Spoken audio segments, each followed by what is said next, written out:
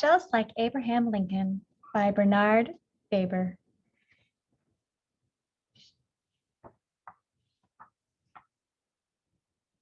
Mr. Potts, my neighbor, looks just like Abraham Lincoln.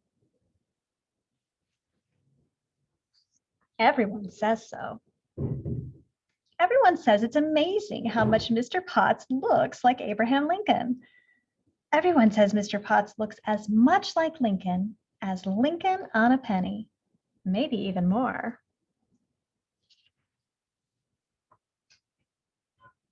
Everyone says Mr. Potts has the biggest ears, the biggest hands, the biggest feet, and the kindest heart, just like Abraham Lincoln. Everyone says Mr. Potts has the saddest eyes, just like Abraham Lincoln. Mr. Potts isn't sad. He isn't sad one bit. Mr. Potts likes to laugh and tell funny stories, just like Abraham Lincoln. Mr. Potts will help anyone or anything in need. It could be a bird with a broken wing. Mr. Potts will know what to do to make it better. He'll set its wing with cardboard and tape. He'll nurse the bird, bring it food, and watch over it until the wing is mended. Then he'll take it back to the place where it was found and say, "Fly, little bird, you are better. You can fly again." I like to walk with Mr. Potts. We talk and we talk. We talk about trees. Trees give us paper for food. Trees give us wood for our furniture and toys. Trees give us food. We talk about the sky. We talk about the sun and the clouds. We talk about what causes rain and snow. We talk about the wind. The songs of birds fill our ears. We talk about Abraham Lincoln. Young Abe's home was the woodlands. He wore buckskin breeches, a coonskin cap, and ran barefoot through the wilderness. Young Abe could hoot like an owl and hiss like a snake. We talk and we talk. Mr. Potts collects things. Things like old letters, pictures, maps, a pair of spectacles, all from Lincoln's day. He even owns a stovepipe hat and frock coat, just like those worn by Abraham Lincoln.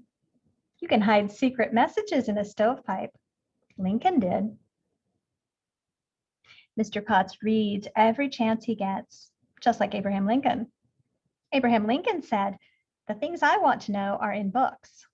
Mr. Potts told me he said it. Mr. Potts says, "The poorest among us can have books." Abraham Lincoln was poor. He walked for miles and miles to borrow a book, and he walked for miles and miles to return it. Abe took books to the fields and read while he plowed. At night, he read again by the light of the fire. In time, he read just about everything there was to read for 50 miles around the Lincoln cabin. On summer evenings, children gather around Mr. Potts and ask to hear stories. On summer evenings, it is nice to smell fresh cut grass, watch lightning bugs, and listen to the stories. On summer evenings, Mrs. Potts serves lemonade and cookies while Mr. Potts tells stories. Stories about Abraham Lincoln. In school, we have been learning about Abraham Lincoln. One day, Miss Robin, our teacher, said, "Our class has been chosen to prepare an assembly program celebrating Lincoln's birthday. Would anyone care to make suggestions?" "We could tell stories," said one boy. "We could tell how Abraham Lincoln was born in a log cabin in Kentucky. We could tell of the hardships his family suffered because the soil was poor and there was little to eat. We could tell how Abe didn't even have a real bed and had to sleep on a mattress of leaves. We could tell how Abe helped out with chores," said another boy. "We could tell how he carried water from the spring and kept the woodbox full, and how, as he grew older, He chopped down trees to clear the land for planting. We could talk about Abe's mother, said a girl. We could tell how she taught him to be honest and good and to mind his manners. We could tell how smart Abe was, said another girl. We could tell how it wasn't long before he was the best speller in his class.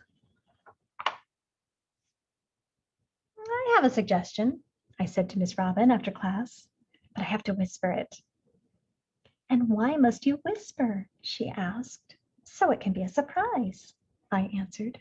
A wonderful surprise for everyone. Very well, she said. Whisper it.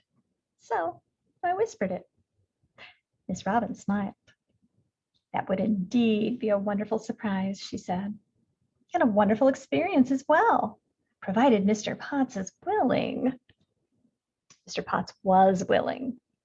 You could wear your stovepipe and frock coat, I said. Mr. Potts tried on the hat and coat. He looked so much like Lincoln, I couldn't help saying, if only you had a beard.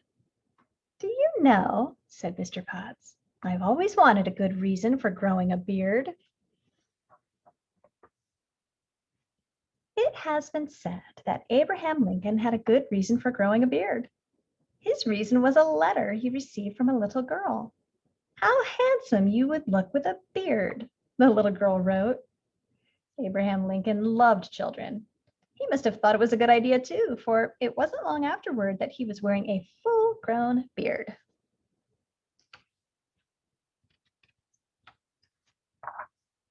Now, Mr. Potts has a beard.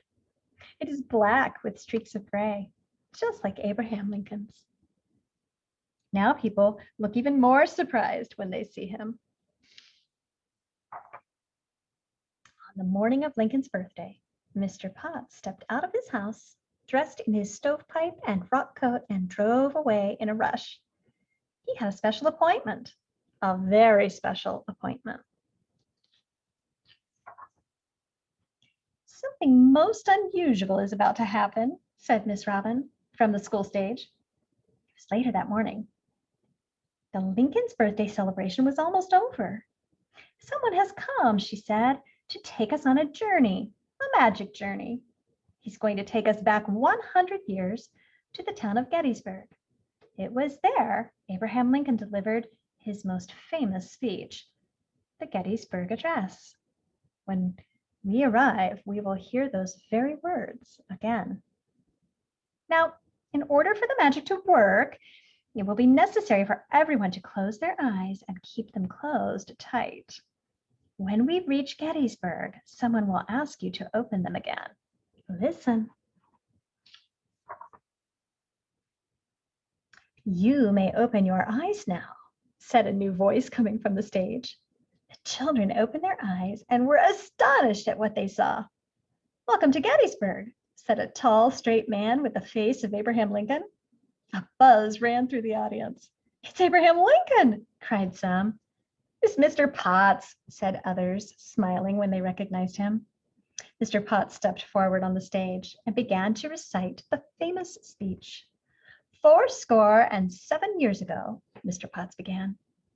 Suddenly, we were in Gettysburg 100 years ago, listening to President Lincoln tell us that America was conceived in liberty and all men are created equal. He told us never to forget the brave men who died to keep us strong and free. And we won't forget. We won't forget this day either. Now, Mr. Potts has moved away. His work has taken him to Washington, D.C. Mr. Potts is a lawyer, just like Abraham Lincoln. On the morning of the day Mr. Potts moved, I rang his doorbell for the very last time. Come in, he said. I've been waiting for you. I walked in. Packing cases were piled everywhere. I have something for you, said Mr. Potts. I followed him into his study. His bookshelves were empty now. I would like you to have this stovepipe, he said, putting it on my head. The hat was big and covered my eyes. One day it will fit you, said Mr. Potts. I would also like you to have this book about Abraham Lincoln's younger years. I have written something on the flyleaf. What does it say? I asked. It says, to a fellow Lincolnophile. What does that mean? I asked. It means to someone who admires and is greatly interested in everything about Abraham Lincoln. Now Mr. Potts is gone. It took a while getting used to not seeing him on his porch or walking about with a book under his long arm. It took a while getting used to the empty house next door. But the house isn't empty now. Someone new is moving in. Someone named Mr. Pettigrew. I wonder what he's like,